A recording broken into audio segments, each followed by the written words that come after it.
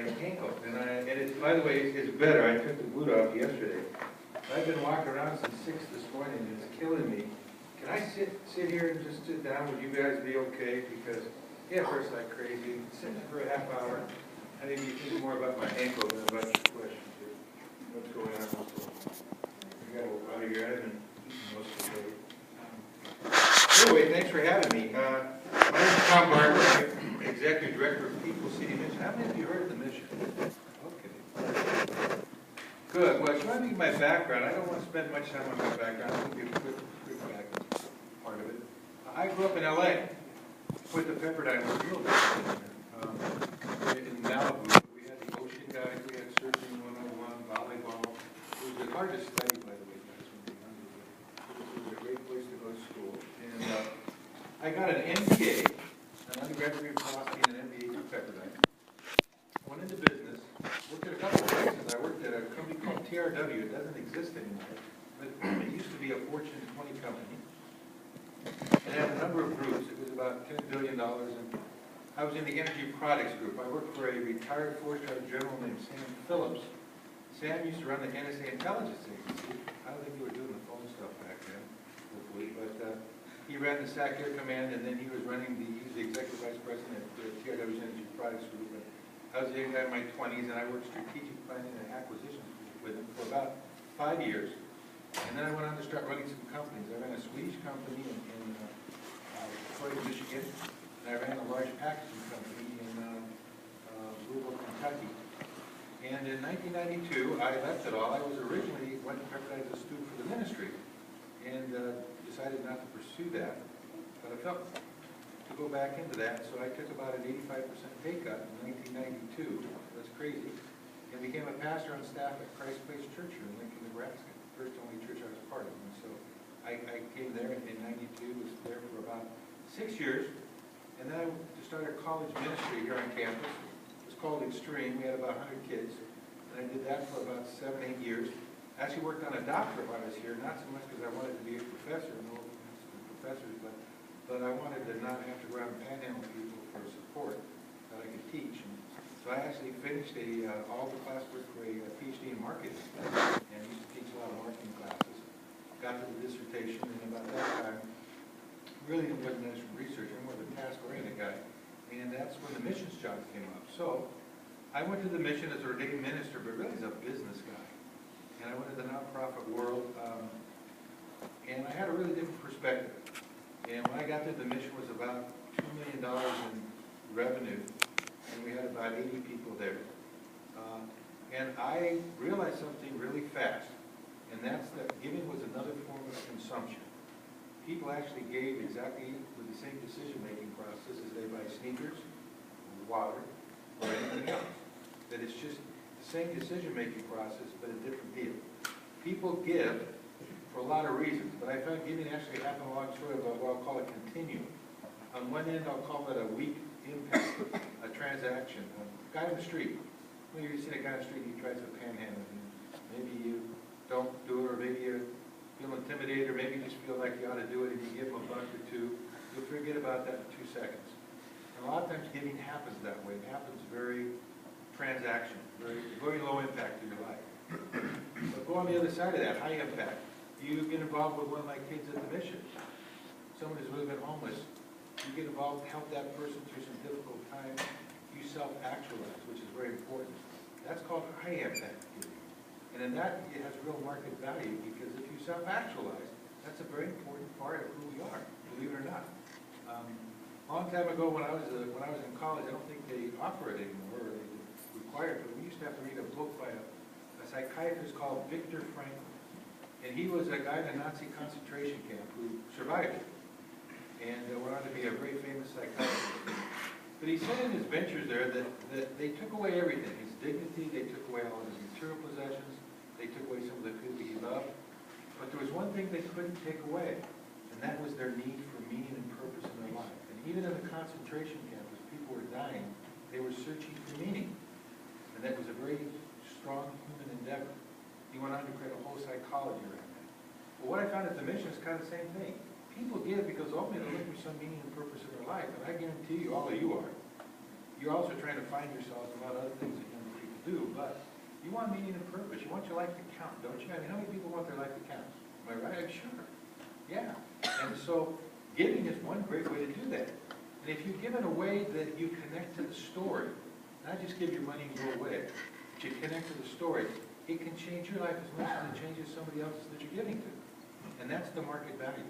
And so what I found is giving actually is the principles apply in that in the nonprofit world, if I was looking at it and I'm going for the public for my giving, by being in the nonprofit world, I didn't go from Kansas to Oz, I just went to Wichita. It was the same thing. It was all the stuff I had done in business was applying exactly to the nonprofit world.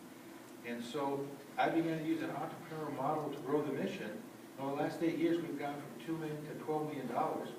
Last year, we saw 33,000 different people in the city, unduplicated, about 1 in 8 Lincolnites.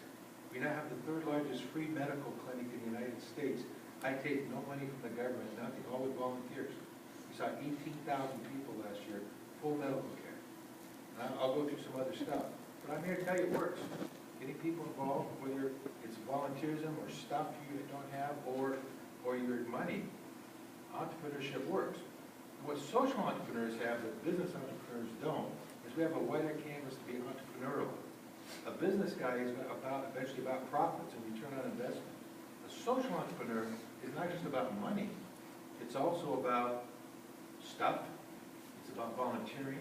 You can create all sorts of interesting things in a number of different areas because what you really need is resources. So I applied the model. We grew it.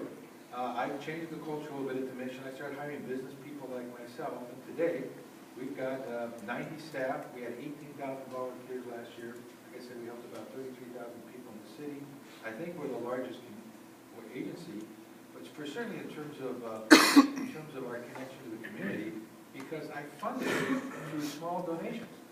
And it really worked well. We have 34,000 people that donate, families that donate to us. My average donation is $300. So I've got a lot of people connected to me, and I don't have a lot of wilderness rich people, but I got a lot of people in between, and I'm getting small amounts. And in many cases, I'm the second or third interest. That is, they may give their juvenile diabetes as their number one thing, but they still give me $300 at the mission. And so I'm getting a lot of people connected. And we guess about half the city is either giving us something or getting something from us. And so we've used a very public kind of business approach to be very, very successful. The other thing we've just done that's really kind of shocked us, but it's really paid off, is with stuff. When I got there in 2004, we had a thrift store.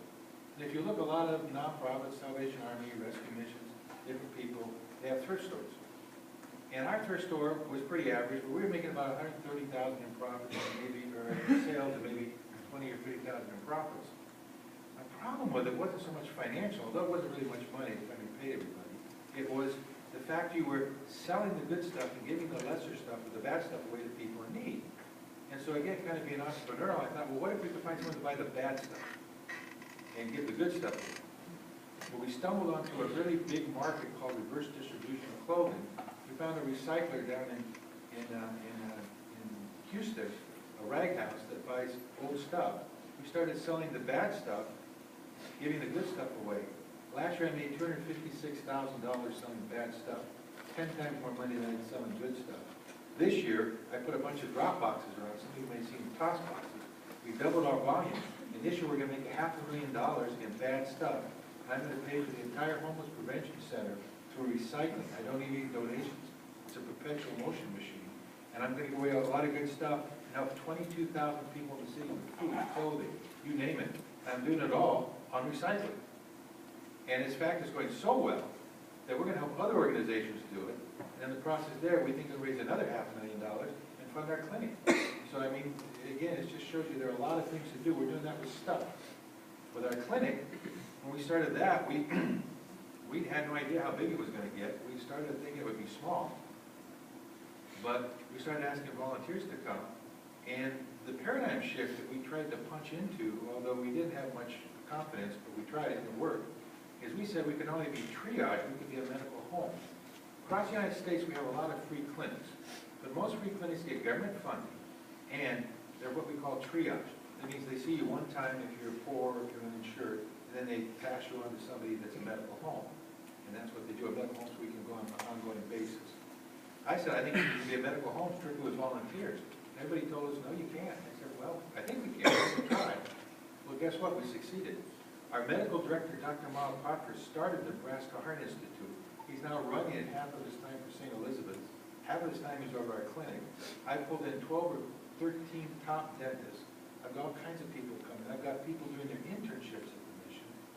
Doctors coming in from all over the country doing their internships. And I think I can get even more than that. This next year I'm going to focus on churches. The reason I am is a lot of these churches, if you know, they go to Mexico on mission trips. Well, Mexico's a little dangerous right now, so I'm telling these churches, I'll speak Spanish to you, I'll serve you tacos, I'll drive you around in a big yellow bus for 6 hours, I'll give you the whole thrill, and just come on to the mission, you know, and I think I can double the volume there. I think I can get us to 25, 30,000 people. We're seeing it. By the way, that's seeing them without anything other than volunteerism. It costs us about $250,000 a year to run the clinic, and I pay for that out of general donations. I take no money. We just got a report from this group called Volunteers in America, which said we were the third largest in the U.S. But here was the interesting thing. The average free clinic in the United States was $80 a visit. Not that the patient pays it, just the cost of the patient coming. We were $16. They wrote and said there's nobody in the country seeing 18,000 people for $16 a visit. And the only reason that's working so well is we're using all volunteers. Other groups, they hire people and they hire lots of doctors. We don't. We just get volunteers.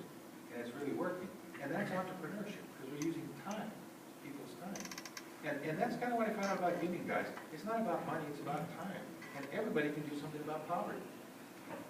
Well, college students, a lot of them say, well, guys, I don't have much money. I got that, but you got time. And how about you guys with big feet? You're valuable to me, and I'll tell you what. I get lots of donations, but I never get size 13 or 14 tennis shoes. You guys can give me your shoes. I get people with big feet that come in homeless, and I can't give them any shoes because you don't have any. There's all kinds of things you can do with your time, with your stuff. I don't need your money. But if everybody would do a little bit, and I'm not going to say this from idealism, it's true. You could solve poverty in Lincoln and everywhere else. Poverty itself is a resource problem. The issues behind poverty are always going to be with us. Domestic abuse, drugs and alcohol. And we need a lot of long-term programs for that. But poverty itself is not having something. And the fact is, the public's got all the stuff you would ever need to solve poverty. I could feed everybody in Lincoln 100 times over. And the food's not the food bank or the food net or the mission. It's in your cupboards. Well, your parents' cupboards, probably for most of you, but it's in the cupboards. If I knock on the door of most houses around the country, or I mean around the city right here in Lincoln, I could raise enough food to feed everybody much times a week. And how many of you guys have clothing you don't need? I mean, come on. I could clothe everybody, I am, I'm clothing a lot of people. I could clothe everybody many times over with stuff you don't want. And time, we're running a clinic, we're now larger than an uninsured than People's Healthcare Clinic that's getting millions of dollars for the uninsured, and I'm doing it with volunteers. I'm not taking their money, I'm taking their time. And so if you look at time and stuff and money, you can solve poverty. The problem is it's in the public. And that's not a big government or small government. We're not anti-government. We're apolitical. I've got Democrats and Republicans on my board. It's not a political statement. The fact is, the simple truth is, all the stuff is in the public. Time, stuff, money, it's all in the public. And if you get the public engaged, and particularly if you can connect them to the story, you could flat out shut down poverty. It's very possible. I really believe it. I really believe it. So, what we need is a bunch of entrepreneurs in social services. If I get 20,000 entrepreneurs, I think I can solve poverty in the United States. I mean, that's because that's where we're going to solve it. Innovation, creativity, finding ways to connect people to the story, and coming up with new ideas. Right now, I'm working on a program, and you guys are going to laugh at me, but how many of you guys come from rural somewhere? Okay, well, you're going to laugh at me. I come from LA, and all I know about rural is what I learned on Green Acres, but I have a thing called the Dead Cow Program. I'm working on it. And what I want is I want these guys to give me their dead cows. Well, not really dead, but almost dead. What happens is sometimes farmers will have cows that there's a drought or whatever, and they're letting them die. Why not give them to me? Here's the thing. I can actually make them a little bit of money. If I'm a farmer and I sell a cow for $1,000 and they give me $1,000 as a charity, it's a wash. The $1,000 revenue washes with the gift. If you don't sell the cow and just give me the cow, you still get the right to $1,000 off. You actually make more money giving me a cow than you do giving me money. That makes sense to you. And I get people to grind it up for me. In fact, I get people to take 3 out of my 10 cows and grind it for me, and I'll get the 7 cows, which are fine. And I could feed a bunch of people steak. No, homeless people never get steak. Wouldn't that be great? If I could be giving them steak out of just simply people that are dead cows they don't want, or they got nicked, or they got something they can't sell, or whatever. Possible, and we're working that angle right now. And so we're doing a couple things. We have a coffee company called Mission Bean, and we got the first Gold Effie in the state of Nebraska. Gold Effie is the Academy Awards of Advertising, and Nebraska has never had a Gold Effie. We got the first one. We beat Starbucks in a national contest. We got the gold and they got the bronze, and we were listed with Ford Motor Company and a few others as having the best POP material in the United States. And so we got this sort of this special award. But the problem I have there is I can't get outside of Lincoln, Nebraska. It's in all the stores. You'll see the Russes, the Super Savers, or the Hy-Vees. The problem is to get in a central warehouse, I've got to be successful in 6 cities, and I can't find 5 other missions that do what I do. So I'm sort of stuck in the city. So what I'm trying to do now is license it. When I get a chance, I'm going to try to approach Panera or approach other companies and find somebody who will just take it and make it their coffee and get a quarter a bag, put a quarter in the place that they're selling in whatever city. And I think I can get Mission Bean out in the whole public and make some more bucks. So that's kind of what we're doing. And I'm just kind of throwing some stuff at you, but you know, I don't know what your book says about social entrepreneurship. I think I'm more self-taught. I am an entrepreneur. I don't think I ever read about it. I think it just was in my DNA. Can you address what's happened to Lincoln in just the last about 10, 15 years as far as all the immigrants and the refugees and Sure. how we're helping We're them? growing. Yeah, we're growing like other cities. What I face with homeless is kind of, let's walk off entrepreneurship a minute. I'm kind of focusing there and talk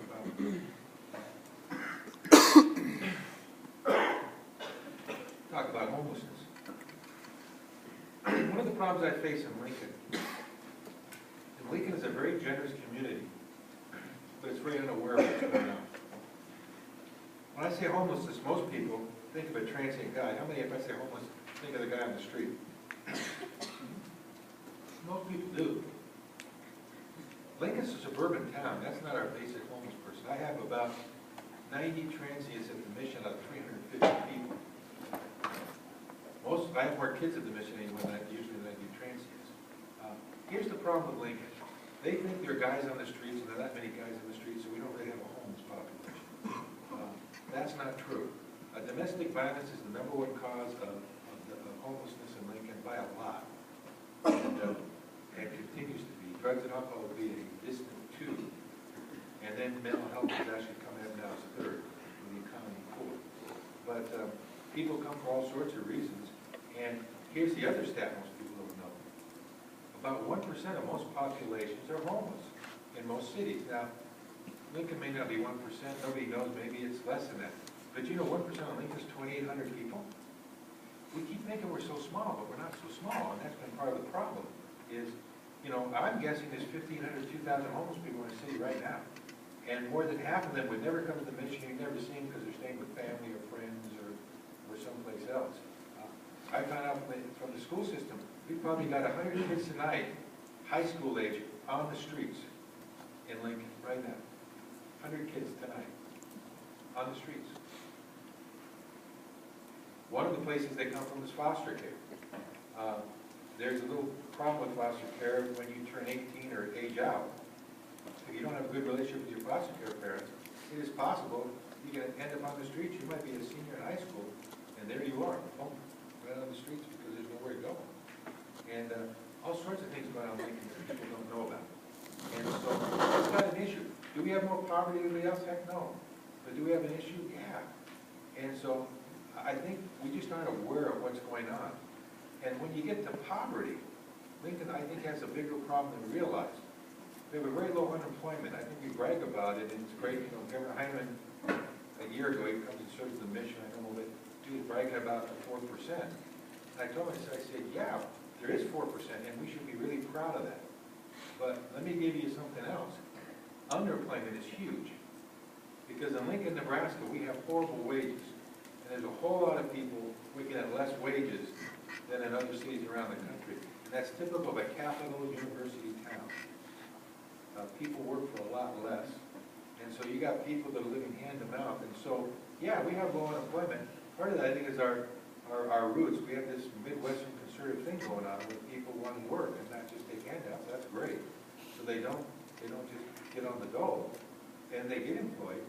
But they get employed at $10 an hour, $12 an hour or something, and they're trying to make it, and very hard to do it with two people working. So we have a lot of poverty, more than people know.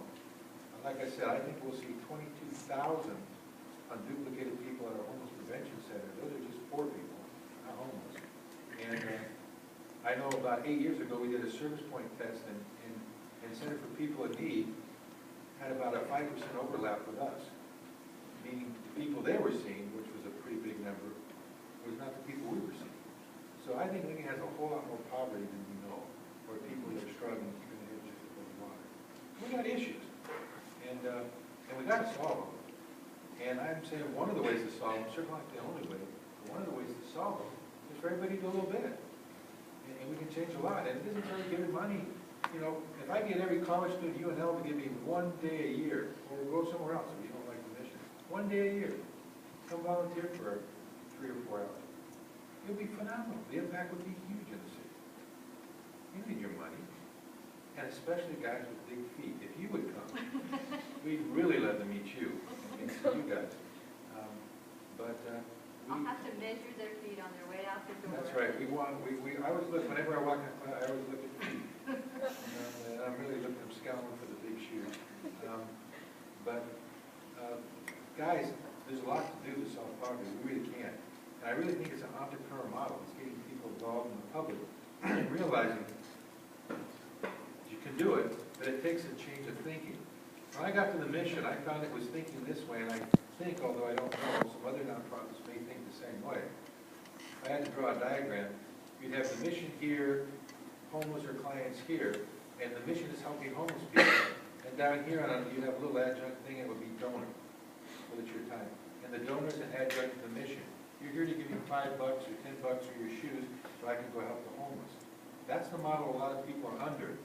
And I think it comes from some of this grant process where grant funders, they fund you that way, and they're a side juncture, and they give the money, say thank you, off you go. But we actually changed the paradigm of that in the mission. We said, no, actually, we're not here to help the homeless. We're here to help the community to help the homeless through us. So our model is donor, mission, client. And we're an intermediary, a bridge between the two. Therefore, the donor is as important to us as the client. Because if you think yourself a bridge, you want to be equally strong on both sides, don't you? I mean, don't you? You are. And we're not here to help the homeless. We're here to help you help the homeless through us. Therefore, we're as interested in you as we are our client. And by using that sort of model, that really helped change the thinking inside the mission. How we treat donors as well as how we treat our clients. When someone comes and says, I want to volunteer, I don't say, great, I have this need, I've got you to sort of close with that. I look at you and say, well, who are you? What interests you? What would make you excited? What would rock your boat? What would change you? And I try to connect you to that because it's not just my need that counts, it's your need. If you're using that model. Does that make sense? And so this entrepreneur is a very different way of looking at human services. It's not for everybody, but I'm a business guy at heart. My associate director, Brad Shopcoast, we mainly have business people at the mission now using their business skills to help homeless people. And that's what we are. And we're using an entrepreneur model. And all I can tell you is it's working really good. We grow every year. We're continuing to grow. We've got people around the country coming and checking us out. Really, our boxes in our clinic are, I think, the most important thing they're interested in. But I just tell you it works. How's that? It works. I'm not sure why. It just does. So I hope that helps some to give you maybe a clue of what's going on. And I'll take questions from you if you have any questions about kind of what's happening or what we're doing. Yeah. Being that like most homeless people don't have an address, birth certificate, etc., how do people get out of homelessness? Great question. Can you repeat the question for me? You bet. His question is, well, a lot of people, not all, actually a lot of people do, but there are particularly guys you're mentioning that don't have addresses, they don't have a birth certificate, Maybe they have a problem, they're wandering town to town, they're what we call chronically homeless. Can have two categories, chronically and crisis. In Lincoln, because we're suburban, about 7% of the people here are in crisis. The homeless ones you never see, but they got all that stuff. But there's that 30%. And when I first saw that, I'll tell you why I saw it, and actually I'll tell you what it caused us to do. There was a guy named Grizz, there was an old 5, I'll never forget this, big bicycle dude, big guy, 6'6", beard, came to my office and sat down and told me what I've come to hear a lot, all of his horror stories about growing up, being abused, drinking, wife left him, all the other stuff that you would typically think. But then he teared up and he said, Pastor Tom, I have a bad habit and I can't stop. And something froze inside of me, because here's the problem, guys. I got a bad habit too. It's not drugs and alcohol. I'm a pastor. How many of you guys have bad habits? You can share with me. I won't tell anybody. Okay. Well, think your bad habit a minute. Isn't it hard to overcome because of a bad habit? Now let's lay chemical addiction on it. It's only a bad habit. It's chemical addiction. Now it's really, really difficult to overcome that. I'm going to lay two more things on you. You got this bad habit, it's chemically addicted. Think your habit, now it's got a chemical addiction. And I'll add one more. People don't think you're any good. They despise you. They look at you and think you're bad. You're rejected by most everybody. How do you feel about that? And I'll give you the last one. If you're a guy, no government help. The government uses a thing called Section 8 housing. We get it. And if you're a woman or a child, we can get you Section 8 housing in 3 months, and government help to get you an apartment. For a guy, it's 2 years. For most guys, for 2 years, you're going to come to the mission for a month or 2, and then where? And they don't have that. And so suddenly now we say, pull yourself out of your bootstraps. You see that guy in the streets? He's got no boots. He doesn't even know how to get out of that, because he's got this addictive habit in most cases. He's got no way out. Even if he wants to change, there's no government help or anybody who's going to help him. He's struggling hard with his bad habit. And worst of all, he's probably suffering from self-esteem, because I would say half of the guys that are transients or struggling with drugs and alcohol, here's how they cope. They give up. You want to know why you see some of that bad behavior and the people that treat you if you see them on the street? Here's why. Here's what's happening down below. They agree with you. Here's how I cope with myself. I give up and say, you're right, I'm a bum. You're right, I'm no good. You're right, I'm lousy. I can live with myself now. Does that make sense? I can live with myself because I'm in agreement. And once I come to that stage and I give up on myself, I can relax. I don't have to prove anything. Well, I agree with everybody. I'm bad. Now, I act that out, but at least I feel good because I don't have what we call cognitive dissonance. I know you guys are psychology majors. You know that you can't believe one thing and act another way very long without some mental health issues. You've got to line the two up somehow. Well, that's how you line it up if you're an alcoholic. And so you got this guy that's probably given up on himself. He got no help if he tries. What's he going to do? And it's almost impossible, to your question, for that guy. Almost impossible to get out of that place. No matter what you do. Impossible. What we did is we started a 2-year transitional housing program called the Curtis Center for that very reason. It's 60 apartments at the Mission. You get your own apartment, a little one-room apartment with a microwave, whatever. We have to charge you because it costs a lot of money, but it's only $300. So if you're down the streets, what you can do is you come to the Mission for a month, give the AA, show us that you're trying to change your life, and you can stay there for free. And then get a job at McDonald's or anywhere, and we'll take you over to the Curtis Center. You can get 2 years there in transitional housing. Everything paid for. I can get your high school degree, college degree, get your long-term help, and get you back on your street. And I can actually take that guy to the bridge and put him out in the mainstream now in society. Problem is, not a lot of guys took me up on it. Out of my 60 rooms, the VA picked up 30 of them, and we now have one of the largest VA programs in the state of Nebraska. I have 30 rooms, and 2 people just dedicated to vets helping with post-traumatic stress. They love the program. And some of the other agencies have too. The guys who we designed it for, I have about 8 or 10 guys that come through. And just because they feel so bad about themselves. But the point is, in Lincoln, if a guy wants to get out of it, he can. He comes to the Mission. But getting those guys to change is almost impossible. I mean, it's really hard. They give it up. So, and that segment of homelessness, which is not the largest in Lincoln, very, very difficult. Almost impossible. Very, very hard. Chronic and homeless. Tough. Great question. Yeah? How has Lincoln's overall size impacted your decisions for growth strategies, and how might those be different if you're in like one of the larger cities in the US? LA Group? Yeah, great question. His question is, how is Lincoln's size compared to bigger cities? Well, I've grown in a different way. I put a lot more focus on women and children. We became the Safe Place Agency in Lincoln, and if you seen those big yellow signs, that say Safe Place, that's us. We train businesses in that, and what it isn't just for homeless people. If you're a kid in high school or even junior high school, I suppose college kids use it too, but generally they don't. You could be bullied on a bad day. For some reason, you just need help. You go to one of these safe places, and we come get you and get you the resources. And so we focus more there because it's more suburban, and we try to the clinic and what we're doing with some of the stuff. But if I was in LA where I came from, and there it's really different. There, I think the LA Rescue Mission has 3,000 alcoholic guys.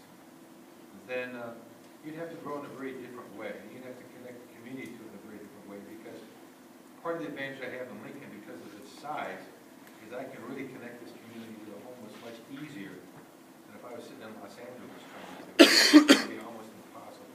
So I could grow it, but I just have to develop a different strategy. Entrepreneurship still would work, but it would look different. Does that mean it would look different? I go different directions, attack at different strategies. Probably wouldn't use advertising like I do here because it's more contained. I'd probably do more word of mouth and other things to connect the organizations that I would advertise, just because it's so large. Guys, if you haven't been there, I went from here to Des Moines, Iowa, street to street. I mean, it's huge. So, you really have to do a different strategy with it. But I think it would work, but it's different.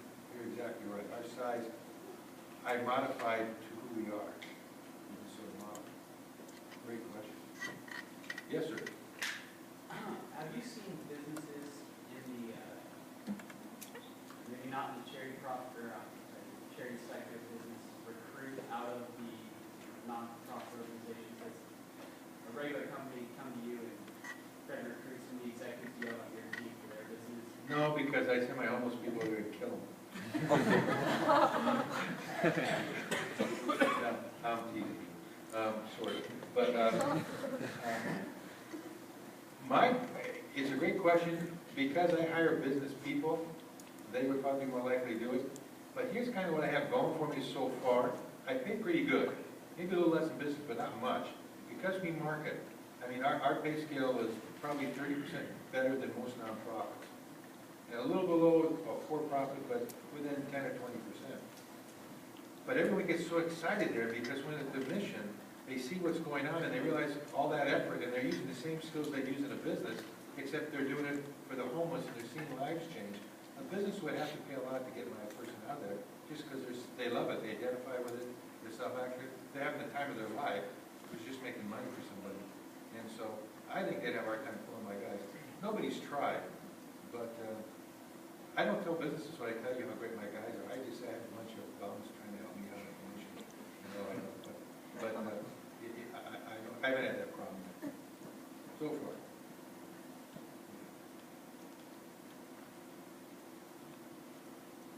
Good questions or thoughts? Yeah.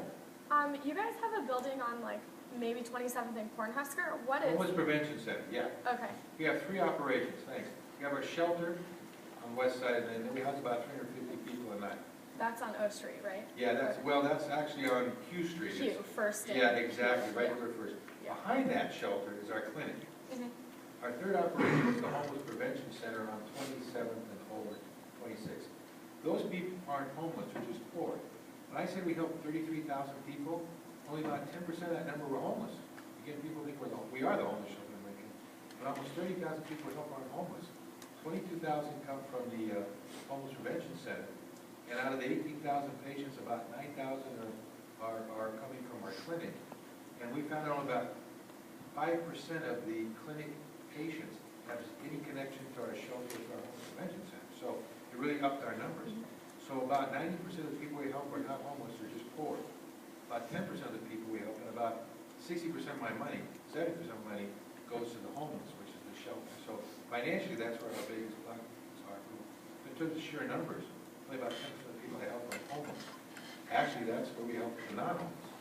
You just have to be 150% of the poverty line. And you can go there, get clothing, food, pots, pans, you name it, whatever people give them. Do they just buy the stuff at like a very discounted price, I or give it it's away all for free. donated? Okay. I give it away, I get it for free, I give it away for free. Mhm. The way I pay for it, that's why I say, what people do is different things. Some people charge somebody for it. What most people do is they have a thrift store, and they sell the good stuff, and they give the lesser stuff to people. I found a way. What I do is I get clothing, when you come in, you donate something there, 26 and or you use one of our toss boxes or something. I sort through it, I take the good stuff and I give it away. I sell the bad stuff, That's, and I make 20 times more money selling the bad stuff than I did selling the good stuff at a thrift store. Is that unbelievable or what? yeah. Seriously. And our numbers went from 3,000 to 22,000 in 3 years because I started giving away good stuff. That's why our numbers are so high. We started giving away good stuff, and again, a lot of stuff we give away is almost new with the HPC. And so it's like you can go there and you would never know. If someone had something on from the HPC, you would never know it. Homeless Prevention Center, HPC. Yeah. So, yeah, it's great. It's really good.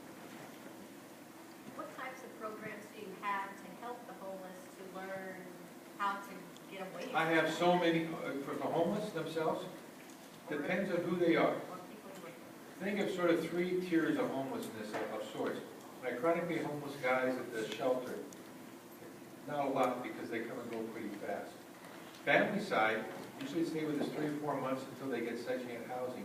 We have all sorts of classes, boundaries, rent-wise, things we do there to kind of help them. And then in the Curtis Center, which is our 2-year program for men, you can get a high school degree, college degree, we have all sorts of things going on there. So kind of think of 3 tiers. But the lowest tier is our emergency shelter for the men.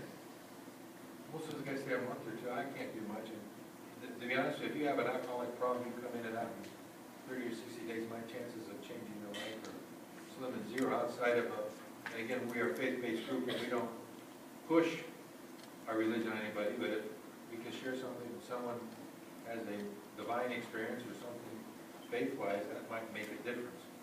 But as far as psychologists, my odds of changing that is zero. Yeah. Is there a way for people to know like what you have not too much of, but more of, and then what you have, what you need more of? Yeah, well, right now, we don't have too much of anything, is the problem. I mean, I don't say that facetious, I don't. We go through so much stuff. Raising Cane's did a coat drive for 3,000, we had a couple other people do it. We raised 10,000 coats this last winter in December. I still have all kinds of people coming to me. And part of the reason, or part of the problem I have with that amount of volume, is that the commercials some of you seen, or the radio ads, they attract more clients than they do donors. I don't do them for clients, guys, I do them for donors. I want donors, but I get clients, and I get a lot of them. And so everybody knows we're there, and everyone swarms us, and so I don't have too much of anything. I mean, seriously, we're out of food, we're out of virtually everything all the time. We really are. We run on empty on just about everything. We do. Great question, thanks. One of the next things they'll be working on is coming up with ideas for businesses. And I always have some students that want to do something in the nonprofit world. Yeah. And to help them to do a little bit of checking to see what are some needs that at least our community seems to have, where students could come up with some sort of a business idea that could be helpful. I mean, it sounds like we're in the recycling business, which a lot of times that's what they talk about, Right. doing something of that sort, but is Well, there some? a lot of little things that you can do that tie to people's particular focus, and you can make a business project out of it. But here's the thing, if you want it to really be helpful, and 2 things. If you want to get a good grade, that's one thing. If you really want to make it count, here's sort of the problem I've seen a lot of people do, especially when you're a little bit younger, no offense, is you overreach and you give somebody something that they can't do. And so you have a business project, all right, but the fact is it's a good idea and you're excited about it, but the fact is it's never going to happen because they can't do it. There's a guy, I remember some Thomas Edison, he said genius is 10% inspiration and 90% perspiration. Here's what I found, and I'll pass this on to you guys that are interested in business. Because I've been in a lot of different areas. It's exactly true in the business world. Good ideas are a dime a dozen. Everybody's got them, and it's irrelevant in the end. It's your ability to implement a good idea that matters. You've got to be able to make it happen. you can't make it happen, you have a great idea, we can get you all excited, you can put it on paper, you can say, this would be great if this happened, and you're gonna spend some time and nothing's gonna happen, and you're gonna be disappointed. 99.99% of the time. Occasionally someone wins the lotto and it does work, but not usually. Usually, it's the grind of implementation, it's paying attention to the details, and guys, it's making sure you can do what you plan. I learned that the hard way when I was in business. I was with KRW, and we had a muffler thing, and I'll just give you this little side. And we were dominating mufflers, OEM, and we were doing the aftermarket. But there was this other company called Thrush Muffler, and they're a Canadian company, and they dominated back in a thing called national accounts, which back in the 70s was small. Today it's 70% of the market. That's Firestone, Walmart, places like that. We were national accounts. And so my job was to do national accounts, and so I looked at this Canadian company, and I thought, I have a great idea. I'm going to create the Great American Muffler, because most of the people doing the over-the-counter were what we call the do-it-yourself over-the-counter, were sort of redneck, good old boys, and I thought they're pretty patriotic, so we called the Great American Muffler, and Thrush had a woodpecker, and I said, well, foreign woodpecker, or U.S. eagle, we had it in a box, how we're going to blow these guys away, We had great POP material, and I thought, oh yeah, it's a great idea. They killed us. And here's why they killed us. We had a better product, we had a better package, we had a better everything. But the guys with Thrush had sent birthday cards to the buyers of all these stores, had taken their kids and themselves to Canada, to the lakes, and built personal relationships with it. So the fact I had a good idea was irrelevant because they had the relationship, and that's what mattered, and they wiped us out. And what I began to realize is they were great implementers, and here's what it taught me. Better to have an average idea that you can implement extremely well than a great idea that you can't do at all. Because you'll win every time. And so I just shared that you do projects. Now I understand in class, you may do it to get a grade, that's fine. But whether you do it here or down the road, guys, when you think of something, be able to do it. Because that's what really makes the difference. That's how you succeed. You may not implement. I'm sorry. Preaching here, but I'm a pastor. But anyway, I hope that helps you some. Just passing something on the other side of the tracks. All right, so let's give him 3 things you just learned that you didn't know before you walked in the door. So what's one?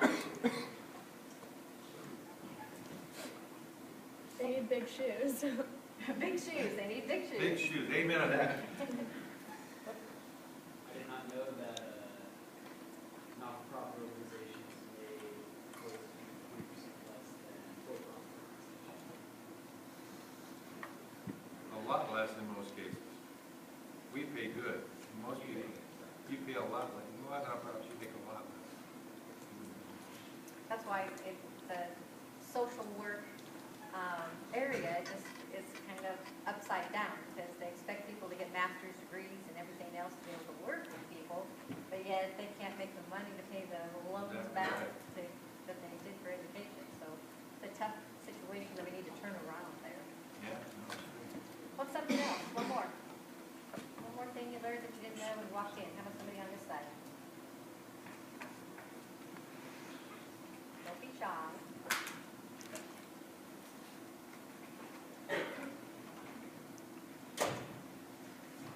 Well, for me, it just You got a always, smart class. yeah. They know a lot more than what they're showing you. What always amazes me is when I look at these programs and I see how many people are being served, and the fact that we have become a volunteer type of industry in the United States. And that we push that is that everybody needs to be volunteer. And businesses are becoming more and more service-oriented. And I think they are encouraging their employees to get more involved in the community. And this has been, for them, you just see all the people that they have inspired to do something. And like you said, a few hours is all that it takes. And so if you start a company and you instill that service type of occupation, more or less, for your employees, then you can take the whole community that you're working with and be able to actually give back rather than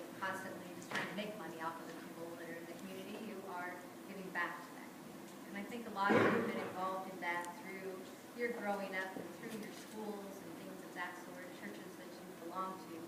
And so it's good to see that as an entrepreneur, he has really made a huge difference. And like you said, they're bringing in people all the time to take a look at this program and see, what are they doing that we'd be doing in our communities? We don't have near the issues anymore that communities our size have. So I appreciate you coming, Thank you. especially with the bad ankle. And I'm glad that you don't have much snow and ice right now. that you And if walk any of you around. want to come to the mission sometime, guys, just give me a holler. I'd be happy to come show you the mission. If you guys want to get involved, volunteer. It's a good tour. I just didn't think that I could take almost 200 students over there. So I brought. You could. I've had 200 high school students come through. But anyway, you can take them over sometime. But one last thing for your project. Here's an idea too. Instead of just thinking about what you can do for nonprofit, I have a ton of businesses trying to connect with me. Like I'm growing right now, Westgate Bank is doing a beer contest for us. That's why I'm growing this. But businesses are always trying to find a way to connect to nonprofits. Why not design a plan for business to connect to a nonprofit? That would be very helpful. Anyway, guys, thanks so much.